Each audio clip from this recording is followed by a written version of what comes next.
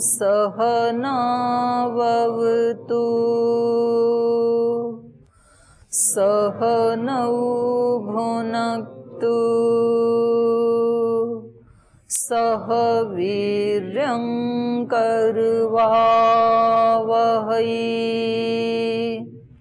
तेजस्विनावधीतमस्तु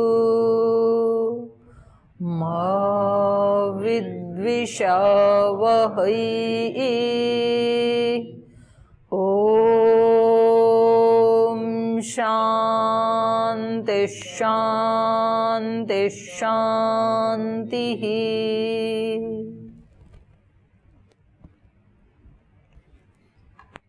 छांदोग्य उपनिषद में हम नारद और सनत कुमार संवाद के माध्यम से भूमा का अध्ययन कर रहे थे।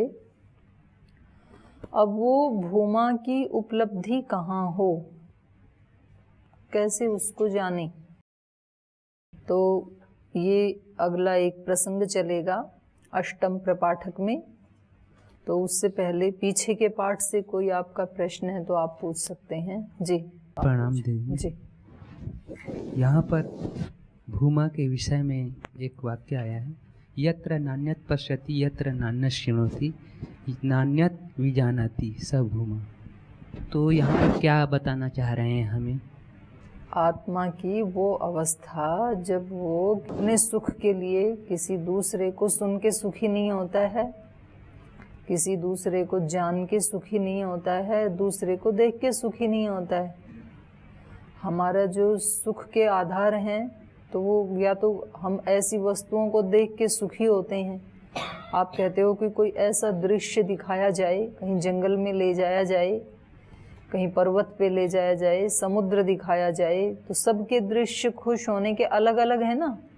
कोई कहे वहाँ जंगल में क्या रखा है, किसी मूवी में ले जाया जाए, थिएटर हॉल में ले जाया जाए। कोई कहेंगे कि वहाँ क्या है, सब झूठ झूठ नकल पर्दे पे आ रहा है। कहीं कोई ओरिजिनल, कोई साइंटिफिक, कोई साइंस के किसी रिसर्च सेंटर में ले जाया जाए जहाँ रिसर्च हो रहा है। तो व्यक्ति देखने के लिए कहाँ कहाँ नहीं जाते हैं। उत्तर भारत के लोग दक्षिण में जाते हैं, रामेश्वरम जा रहा है, कोई तमिलनाडु जा रहा है, कोई चेन्नई जा रहा है, कोई श्रीलंका जा रहा है, कोई केरला जा रहा है, सब घूमने जाते हैं ना। और दक्षिण भारत वाले सारे हिमालय में आ रहे हैं, हरिद्वार में आ रहे हैं, ऋषिकेश में आ रहे हैं। तो ये सब सारी दुनिया आपको घूमती हुई मिलती है ना। कोई ऊटी में जा रहा है, कोई राजस्थान में जा रहा है, राजस्थान के लोग दक्षिण में जा रहे हैं। पूरे भारत में ज़्यादातर लोग तो भ्रमण में ही रहते हैं। गुजरात वाले कहीं और जा रहे हैं, यहाँ के लोग गुजरात जा रहे हैं, ऐसे होता है। तो ये व्यक्ति क्यों जाता है, यात्राओं पे क्यों जाता है? उन चीज़ों को देख के मैं सुखी हो जाऊंगा, ऐसा मानता है। तो अन्यथ पश्यति, दूसरे को देखता है और उस दृश्य को अपने सुख का आधार मानता है कि एक बार वहाँ उस मंदिर के दर्शन हो जाएं तो मैं सुखी हो जाऊंगा, इसलिए वहाँ जाता है। और कभी तो लोग दूसरों को भी बताते हैं। हमारे यहाँ एक आचार्य जी हैं, आचार्य रजनीश जी, तो मेरे इतने पीछे लगे रहे, दीदी आपको एक बार तो कुंभ में जाना ही जाना है, जरूर जाओ आप एक बार। अगर कुंभ में नहीं गए तो बहुत बड़ा कुछ मिस कर रहे हो आप। मतलब वो कम से कम 15 दिन तक मेरे को प्रेरणा देते रही है। मैंने कहा भाई तू देख के आ गया, मेरे को वही बता दे, वही काफ़ी है, मेरे को नहीं है जाने की इच्छा। तो ऐसे खुद जाते हैं, फिर आके अपने अड़ोसी पड़ोसियों को भी बताते हैं कि तुम भी जाओ। तो कहते हैं कि चलो जब इनको इतनी खुशी मिली है तो शायद हमें भी मिलेगी, तो फिर वो भी बना लेते हैं कि अगली छुट्टियों में हम भी बनाएंगे। तो ये है अन्यत पश्यति। यत्र अन्यत न पश्यति, जब व्यक्ति बाहर के दृश्य को नहीं, अपने ही अंदर अपने ही स्वरूप को देख करके तृप्त होता है, सुखी होता है, वो भूमा है। अन्यत शृणोति, कोई दूसरा व्यक्ति कह दे आप बड़े जेंटलमैन हो, आप बड़े होनहार हो, आपके अंदर तो कुछ भविष्य के सपने साकार होते हुए नजर आ रहे हैं, आप बहुत चरित्रवान हो, आप बहुत मेहनती हो, पुरुषार्थी हो। ये सब सुनने के लिए हम क्या क्या नहीं करते। एक व्यक्ति का वो ठीक है, व्यक्ति के अपने रोग भी उसको परेशान करते हैं, लेकिन कभी कभी ऐसे भी होता है ना कि किसी व्यक्ति का कोई ज़्यादा मोटापा भी नहीं बढ़ा था, कोई ज़्यादा रोग भी नहीं है, उसको 2-4 किलो ही वजन बढ़ा था और उसको दिखना है दूसरों के सामने स्लिम स्मार्ट। तो कोई उसको ये कह दे कि आप तो बड़े, आपने तो अपना वेट कम कर लिया, बड़े अच्छे दिखाई दे रहे हो। तो उसके लिए वो कितनी दौड़ लगाता है, प्राणायाम करता है, डाइट कंट्रोल करता है कि कोई दूसरा सुना दे तो मैं सुंदर हूँ, और दूसरा ना सुनाए, दूसरा कहे आप तो मोटे हो गए तो मैं ठीक नहीं हूँ। इतने मात्र के लिए कम करना चाहिए मोटापा, ठीक है, रोगी भी नहीं होना चाहिए। उसके लिए मैं नहीं कह रही, मैं जिस भाव से कहना चाह रही हूँ उसी को आप लेना। तो बहुत सारे काम हम किसके लिए करते हैं? प्रदर्शन के लिए, कि दूसरे हमें कह दें। तो मेरे सुख का आधार है दूसरे का देखना। तो ये हो गया अन्यत् पश्यति अन्यत् शृणोति। दूसरे से हम सुनते हैं अपने बारे में। कोई दूसरा मेरे को सर्टिफिकेट दे दे, कोई दूसरा अप्रूवल दे दे मेरे को कि मैं ऐसा हूँ, तो मैं हूँ। और मैं साधना कर रहा हूँ रात दिन, और दूसरे व्यक्ति ने आके कह दिया कि कुछ नहीं है आपका, तो बस उसी दिन फिर मेरा तो सारा उत्साह ही चला गया, और मैं तो बहुत डिप्रेशन में चला गया। ये लोग कह रहे हैं कि कुछ नहीं है आपकी साधना वाधना, आप सब ऐसे ही बातें बातें करते हो केवल। तो उसी दिन मतलब मेरा तो पूरा अंदर से उथल पुथल शुरू हो गई। तो ये मेरा सुख दूसरे के सुनने पे टिका हुआ है, अन्यत् शृणोति। और जहां साधक को दूसरे के सुनने से कोई फर्क नहीं पड़ता है, कोई फर्क नहीं पड़ता है, इसका मतलब वो लापरवाह हो जाता है, ऐसा नहीं है। सुनता है, उसको गुनता है, कुछ त्रुटि है तो ठीक करता है, त्रुटि नहीं है तो अपने रिलैक्स रहता है, क्योंकि मेरे बारे में मेरे से ज्यादा और कौन जान सकता है। तो ये है यत्र अन्यत् न पश्यति न अन्यत् शृणोति न विजानाति। कितनी सारी चीज़ों को जानने के लिए तो पूरा जीवन लगा देते हैं हम। अब मेरे को दर्शन के बारे में जानना है, उपनिषद के बारे में जानना है, अभी मेरे को मैथमेटिक्स के बारे में जानना है, साइंस के बारे में जानना है, इंग्लिश जानना है, फिर दूसरी भाषाएं भी जाननी है, संगीत जानना है, सब कुछ जानना चाहता है। देश में कहाँ कहाँ क्या हो रहा है, कौन से स्टेट में, वो भी जानना है। इलेक्शन में किसकी हवा बन रही है, किसकी बिगड़ रही है, वो भी जानना है। अगला पीएम कौन बनेगा वो भी जानना है। कौन से स्टेट में कौन सा सीएम बनेगा, कौन सा हटेगा वो भी जानना है। कहाँ कितनी चोरियां डकैतियां रैप हुए वो भी मुझे जानना है। तो ये सारे मेरे सुख किस पे हैं? दूसरे को जान के। दूसरों को जानना चाहता है व्यक्ति, खुद को नहीं जानना चाहता है। तो यत्र अन्यत् न विजानाति स भूमा। दूसरे को नहीं, अपने आप को जानता है, ये अपने स्वरूप को जान लेता है जब, वो भूमा है। इस पंक्ति का अर्थ ये है कि अपने आप को सुनता है, अपने आप को देखता है, अपने आप को जानता है, वो भूमा है। सारे सुखों की जिम्मेदारी खुद लेता है और दुखों की भी खुद लेता है। नहीं, सुखों की तो व्यक्ति ले लेता है कि मेरे जीवन में जितनी खुशियां हैं, सुख हैं, उन सब का क्रेडिट किसको जाता है? मुझे जाता है। और मेरे जीवन में जितने भी दुख हैं, परेशानियां हैं, उन सब का श्रेय किसको जाता है? दूसरों को जाता है। तो सुख और दुख दोनों का जिम्मेदार कौन है? मैं हूँ। जितना चाहूँ उतना ले लूँ, जितने दिन चाहूँ उतने दिन ले लूँ। इसका अर्थ ये भी कर सकते हैं कि जैसे ध्यान लगाने की स्थिति में जब नान्यत् पश्यति नान्यत् शृणोति नान्यत्, तो वही तो है ध्यान के बाद समाधि, धारणा, ध्यान, समाधि। ध्यान कोई बाहर से आंख बंद करने का मतलब थोड़ी, चलो मैं आपको नहीं देख रहा हूँ, बाहर से तो नहीं देख रहा हूँ, अंदर तो क्लास ही बैठी है। मतलब ये थोड़ी है कि बिल्ली को आते देख के कबूतर ने आंखें बंद कर ली, मैं बिल्ली को नहीं देखूंगा तो बिल्ली छोड़ देगी, खा जाएगी, खा जाती है, ऐसे खाती है, कबूतर ऐसे ही करता है। बिल्ली आती है तो आंखें बंद कर लेता है, वो मैं नहीं देखूंगा बिल्ली को। बोल तू मत देख, मैं तो देख रही हूँ ना। तो यहाँ ये अर्थ नहीं है कि दूसरे को नहीं देखता है, ये ऐसे आंख बंद करके बैठ जाता है और जैसे ही आंखें पल के झपकाई ये भूमा है, ये भूमा नहीं है। और ना दूसरे को सुनूंगा, अपने कानों में वो लगा लिया, लीड लगा लेते हैं ना। आजकल के जो युवा हैं बहुत एक्सीडेंट हो गए, वो सुनते रहते हैं अपनी उसमें गाने हो, जो भी सुनते हैं, भजन सुनते हैं, गाने सुनते हैं, मुझे क्या पता क्या सुनते हैं, आपका ज्यादा अनुभव होगा। पीछे से वो हॉर्न दे रहा है, स्पीड में है, वो हॉर्न सुन ही नहीं रहा है, तो फिर वो मशीन है, एकदम से थोड़े ब्रेक लगते हैं, चढ़ा देता है उसके ऊपर, टक्कर मार के चला जाता है, मर जाता है। तो ये नहीं है अन्यत न शृणोति कि भाई मैं तो अपनी लीड लगा ली, मैं दूसरे को नहीं सुनूंगा, तो ये भूमा है, ये नहीं है भूमा। चलिए, तो अब इनके मन में ये आया कि ये जो भूमा है, ये यहाँ तक तो समझ लिया नारद ने कि सुख कहाँ है, भूमा में ही है। शब्द भी तो अन्यत है ना, पुस्तकों से लिए हैं शब्द हमने, तो ये शब्द हमारे अपने तो नहीं हैं, उन ऋषियों के तो अपने हैं ये, जिन्होंने वैसा अनुभव किया। लेकिन हमारे लिए तो अभी ये ज्ञान कैसा है, उधारा है। और भाई उधारा जो कुछ लिया है वो तो मालिक का मर्जी है, वो कब अपना वापस ले जाए। उधारी चीज पे जो अपने सुख को टिका के रखेगा तो उसका सुख तो अस्थिर ही है ना।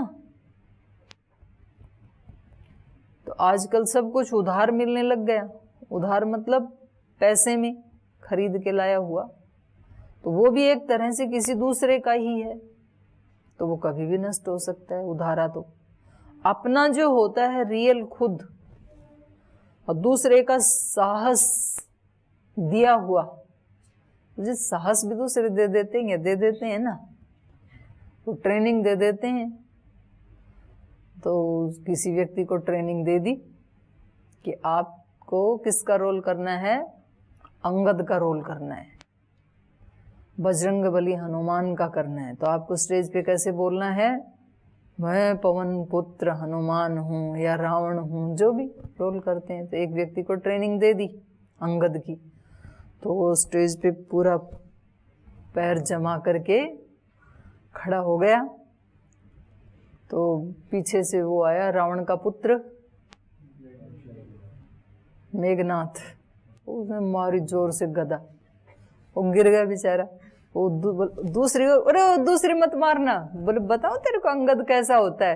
अरे बोले नहीं, मैं तो चेतु हलवाई हूँ, मैं अंगद नहीं हूँ, तो मेरे को तो पकड़ के लाई थे। तो ये वाला साहस कैसा था, उधार वाला था ये, और अंगद का अपना रियल था, इसलिए उसने जमा दिया अपना पंजा, उखाड़ा नहीं वहां से। बहुत लोगों ने स्वामी जी की देखा देखी कई चीजें शुरू की। अब स्वामी जी के अपने जमाए हुए पैर हैं, कांग्रेस ने उखाड़ने की भी कोशिश की, तो वो तो अंगद वाला पैर था, वो तो उखड़ नहीं सकता है, और ज्यादा जम गया। कुछ दूसरे लोग बेचारे चेतु हलवाई की तरह नकल कर रहे थे, वो उखड़ गए। तो ये कोई भी चीज जो उधारी होगी वो कभी भी हमारे सुख का ठोस आधार नहीं हो सकती है। तो इनको ये तो समझ में आ गया नारद को कि जो भूमा है वही सुख है, न अल्पे सुखम अस्ति, अल्प में सुख नहीं है। लेकिन उस भूमा को हम ढूंढें कहाँ, उसका अनुभूति कैसे करें, कहाँ पाएं उसको।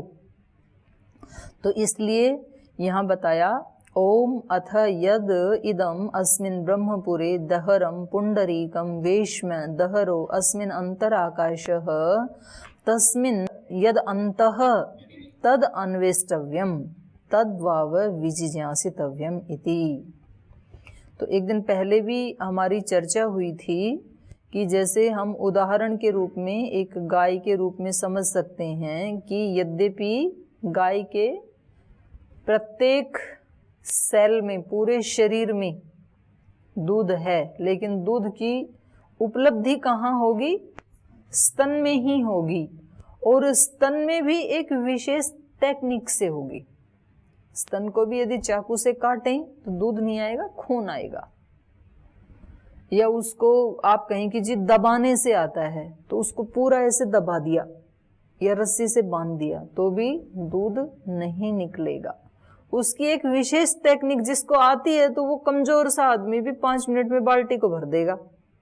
मेरे को आता निकालना, मैं निकाल सकती हूँ 2 मिनट में।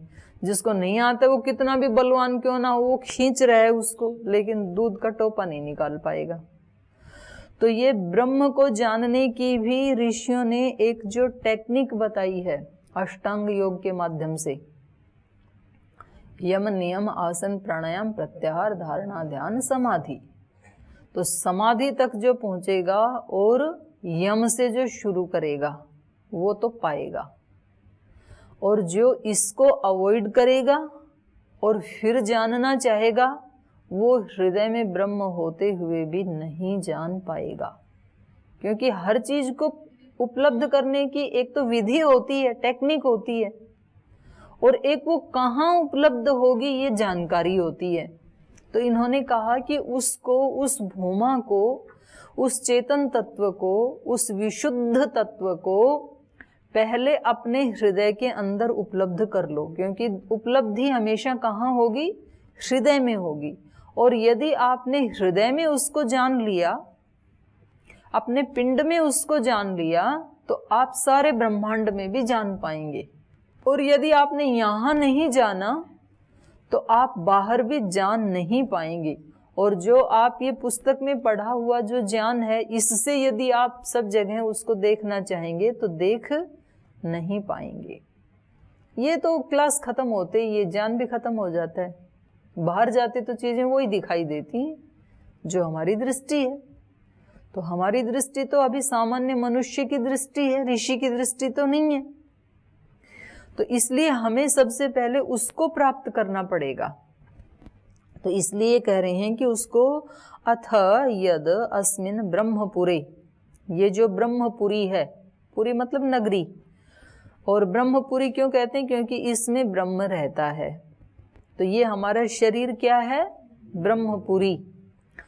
कई सारी पुरी है ना, एक अयोध्यापुरी है और एक वो जगन्नाथपुरी है, द्वारिकापुरी है। तो पूरी जहाँ है वहाँ वहाँ भगवान जी रहते हैं। तो एक ये पूरी मेरे को बना के दे दी भगवान ने, मोबाइल पूरी है ये, चलती फिरती पूरी, ये कहीं भी जाती रहती है। तो इसको कहा यद इदम अस्मिन ब्रह्मपुरे, इस ब्रह्मपुरी में, यद दहरम, ये जो खड्डा सा है, पुंडरीकम, पुंडरीक कहते हैं कमल को, कमल जैसा। महर्षि दयानंद ने भी यही बताया है स्थान। दोनों स्तनों के बीच में जो खड्डा सा है ना छाती में, तो उसको यहाँ पर कहा है दहरम। दहर वैसे खड्डे को ही कहते हैं। तो थोड़ा सा छाती में है ना, तो जब भी कोई अत्यंत, जैसे कोई भय सामने आ गया, कोई शेर आ गया, तो एकदम से दिल धड़कने लगता है ना, तो यहाँ धड़कन बढ़ जाती है, तो व्यक्ति कलेजे पे हाथ रखता है। और भी इसके बहुत सारे प्रमाण दिए जाते हैं। तो आत्मा का निवास यहाँ मानते हैं, इस वाले हृदय में। अथ यद अस्मिन ब्रह्मपुरे दहरम पुंडरीकम, अंदर से उसका जो सूक्ष्म जो दर्शन होता है तो वो कैसा है? उसका आकार कमल जैसा है। वेश्म, वेश्म माने हृदय, इस घर में, वेश्म माने जिसमें बसा जाता है, रहा जाता है, उसको वेश्म कहते हैं। तो ये जो हृदय रूपी जो घर है इसमें, या मंदिर है, इसमें पुंडरीकम, कमल जैसा एक कोई छोटा सा, दहरम, ये जो अणु जैसा इस घर में जो है, दहरो अस्मिन अंतर आकाशः, इसमें भी फिर अंदर एक आकाश है, खाली स्थान है। ये जो कमल के जैसा जो हृदय है, खड्डा सा है, बाहर तो ये दिखता है, और अंदर जो इसका सूक्ष्म रूप जो ऋषियों ने देखा वो कैसा है? पुंडरीकम इव, वो कमल जैसे है। इस हृदय कमल में, इस हृदय कमल में जो आकाश है, अंतर आकाश, जैसे कमरे में भी तो आकाश है ना, तो ऐसे हृदय में भी आकाश है, हृदय मंदिर में भी आकाश है। घड़े में भी आकाश है, घटाकाश, मठ में भी आकाश है, मठाकाश, और बाहर भी आकाश है ही। तो उसमें जो अंतर आकाश है, दहरम पुंडरीकम वेश में दहरो अस्मिन अंतर आकाश है, तस्मिन उस आकाश में, यद अंतः जो उस आकाश के अंदर है, तद अन्वेष्टव्यम उस आकाश में जो चेतना है उसको खोज करनी चाहिए। मतलब इनडायरेक्ट रूप से वहाँ आत्मा का निवास बता रहे हैं, चेतन तत्व का निवास बता रहे हैं। वहाँ रह करके, हृदय कमल में रह करके, और वो पूरे इस शरीर को प्रकाशित कर रहा है, संचालित कर रहा है।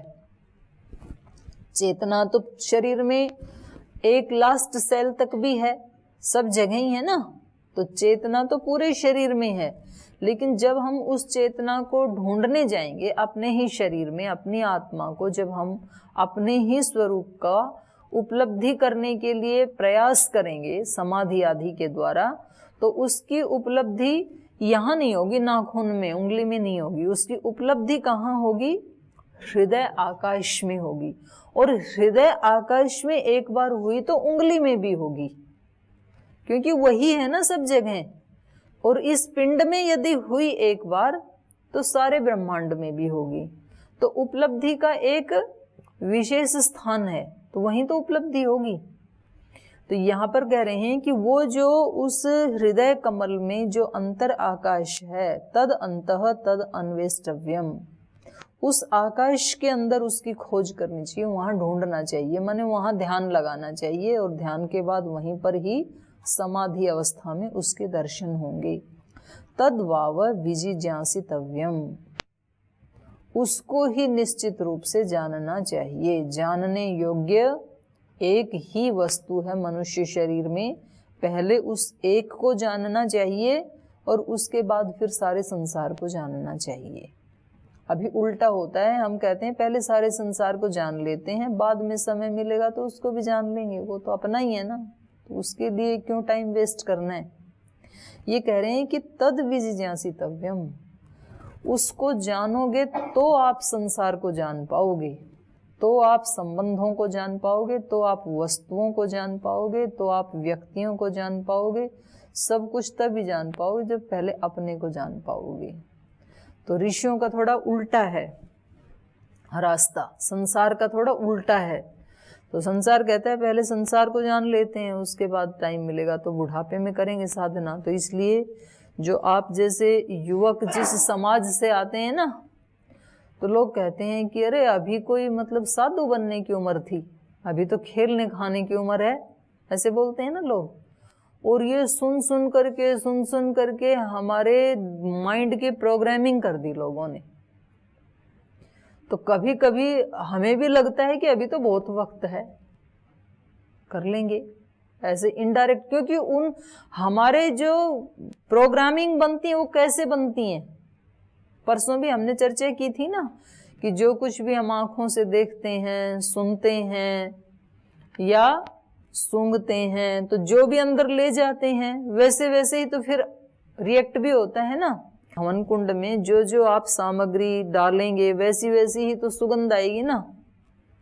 आपने घी डाला, गूगल डाली, लोबान डाला, जावित्री डाली, तो इतनी महक आएगी, पूरा ये महक जाएगा आपका गुरुकुल। और उसमें टायर डाला तो दुर्गंध आएगी, फिर तो सड़ जाएगा सारा गुरुकुल। और मिर्ची डाली तो छींक आएंगी। तो जो डालेंगे वही तो वहां से भी रिफ्लेक्ट होगा ना। तो अंदर भी हम जो डालते हैं अपने व्यक्तित्व में वही तो रिफ्लेक्ट होता है। लेकिन हर व्यक्ति सुख के लिए करता है। ये जो लोग मरते हैं ना, जो ये जिहादी लोग हैं कि मरते हैं और मारते हैं, वो कोई पाकिस्तान के लिए नहीं लड़ते हैं, ना वो कश्मीर के लिए लड़ते हैं। उनके माइंड की प्रोग्रामिंग ये कर दी कि तुम्हें जन्नत मिलेगी, वो जन्नत के लिए मरते हैं कि आपने इतने लोगों को मारा तो आप सीधे जन्नत में जाओगे। और वो भी सुख की खोज में ही है, पर उनकी प्रोग्रामिंग ऐसी कर दी। हमारा आज जो व्यक्तित्व है, जो हमारा बिलीव सिस्टम है, जैसा हम मानते हैं, वो कैसे बन गया? जो हमने बचपन से सुना। हमने कितने लोगों से सुना कि भाई साधु संतों को ना धन दौलत से दूर रहना चाहिए। सुना ना ऐसे, हमने ऐसा सुना तो हमारा भी कहीं ना कहीं ये दिमाग में बैठ गया कि धन से दूर रहना चाहिए। और ये बोलते बोलते बोलते सारा देश लुट गया, क्योंकि जो समझदार थे वो तो बोलते नहीं है, क्योंकि साधु हैं वो, तो उस साधु को तो इससे दूर रहना चाहिए कोसों। हमने कितनी बार ये सुन लिया कि भाई जब बिल्ली रास्ता काट जाए तो आगे से जाना नहीं चाहिए। तो जब जब भी बिल्ली काटेगी तो एक बार मन में जरूर आएगा, भले ही आप दोबारा बोलोगे अरे भले नहीं, हमने यहाँ गुरुकुल में पढ़ा है कि ये सब ऐसे ही है, चलते हैं, लेकिन तो भी आपका कलेजा थोड़ा ऐसे करेगा कि कहीं कुछ गड़बड़ ना हो जाए। ये कैसे बना? ये हजारों बार सुनी ना ये बात हमने अपने बड़ों से। तो जो हम जिस समाज में अपने बड़ों से, परिवार से, गुरुजनों से जो जो सुनते हैं वो फिर हमारे माइंड में प्रोग्रामिंग हो जाती है। वैसे वैसे हमारे विश्वास बन जाते हैं, वैसे वैसे हमारे बिलीव सिस्टम बन जाते हैं। तो संसार के लोगों की एक अलग ही दुनिया है, वो कुछ अलग ही सुनाते हैं। ऋषियों का अपना एक अलग ही संसार है, वो अलग ही सुनाते हैं। वो कहते हैं पहले उसको पालो और बाद में तुम सब कुछ पालोगे। और वो उल्टा कहते हैं कि तुम पहले संसार को पालो, मनुष्य जीवन पाके भी, और तुम ये ठोकर मार रहे हो सारे सुखों को, तो तुम्हारा दिमाग घूम गया क्या कहीं? ऐसे कहते हैं। तो इसलिए ऋषि क्या कह रहे हैं सनत कुमार? तद्वाव विजिज्ञासितव्य, उसी को निश्चित रूप से जानना चाहिए। ये ऋषियों की पद्धति है। तम चेत ब्रूयात यद इदम अस्मिन् ब्रह्मपुरे दहरम पुंडरीकम वेश्म दहरो अस्मिन् अंतर आकाशः किम तदत्र विद्यते यद अन्वेष्टव्यम यद वाव विजिज्ञासितव्यम इति स ब्रूयात।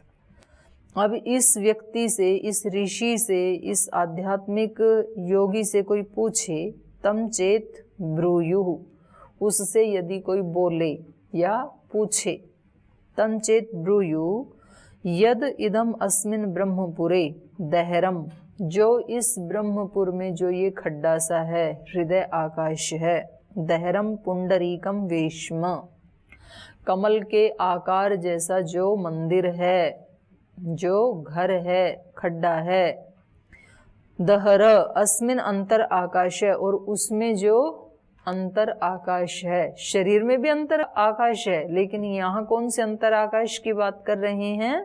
हृदय के अंतर आकाश की। इस हृदय का जो अंतर आकाश है, किम तद अत्र विद्यते यद अन्वेष्टव्यम, ऐसा वहां क्या रखा है जिसके लिए आप कह रहे हो कि उसको खोजना चाहिए? क्या है ऐसा वहां पे? ऐसा यदि कोई पूछे, यद वावे विजिज्ञासितव्यम, जिसको जरूर जानना चाहिए, ऐसा जो ऋषि कह रहे हैं कि और आप जानो या ना जानो, कहाँ के क्या समाचार हैं उसके बारे में आपको अखबार पढ़ने को मिले या ना मिले, आपको न्यूज़ चैनल देखने को मिले या ना मिले, कोई ज़्यादा हानि नहीं होगी आपके जीवन की। लेकिन जो आपके अंतर हृदय आकाश में विद्यमान है, उसको वावे विजिज्ञासितव्य, वावे का मतलब है निश्चित रूप से, जरूर, मस्ट, उसको जरूर जान लो। उसको यदि नहीं जाना तो महति विनष्टि, फिर बड़ा नुकसान हो जाएगा।